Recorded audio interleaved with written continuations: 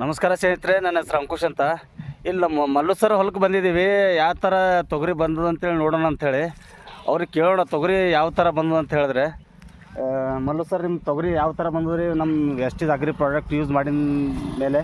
Sir ಸೂಪರಾಗಿ ಬಂದಿದೆ sir. ಮೊದಲೆಲ್ಲ ನಾವು ಯೂರಿಯಾ DAP ಆಲ್ಮೋಸ್ಟ್ ಎಲ್ಲ ಯೂಸ್ ಮಾಡ್ತೇವೆ, ಬಟ್ ರಿಸಲ್ಟ್ ಕರೆಕ್ಟಾಗಿ ಬರ್ತಿಲ್ಲ. ತೊಗರಿ 2-3 ಸಲ ಬಾಡ್ ಹೋಯ್ತಿತ್ತು, ಇದು ಆಯ್ತಿತ್ತು, ಕರೆಕ್ಟಾಗಿ ಕಾಯಿ ಬರ್ತಿಲ್ಲ. ಈ ಸಲ 4, 5, 6 ಕಾಯಿಗಳು ಬಿಟ್ಟು ಒಂದೊಂದು ಕಾಯಿಗೆ. ಮತ್ತು ಹೈಟ್ನು ಬಂದಿದೆ, ಚೆನ್ನಾಗಿ ಬಂದಿದೆ.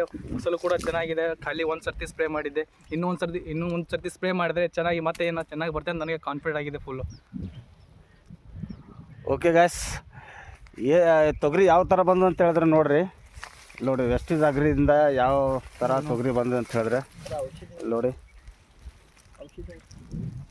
ಅದೇ ಅಗ್ರಿ ನ್ಯಾನೋಟೆಕ್, ಅಗ್ರಿ ಮಾಸ್ 82 ಕೊಟ್ಟಿದ್ದೇವೆ. ಮೊದಲು ಅಗ್ರಿ ಗ್ರ್ಯಾನ್ಯುಲ್ಸ್ ಅಂತೇಳಿ ಗೊಬ್ಬರ 5 kg ಗೊಬ್ಬರ ಕೊಟ್ಟಿದ್ದೇವೆ ಮೊದಲು. ಈಗ ನೋಡಿದ್ರೆ ಈ ಥರ ತೊಗರಿ ಬಂದಿದೆ ನೋಡಿ.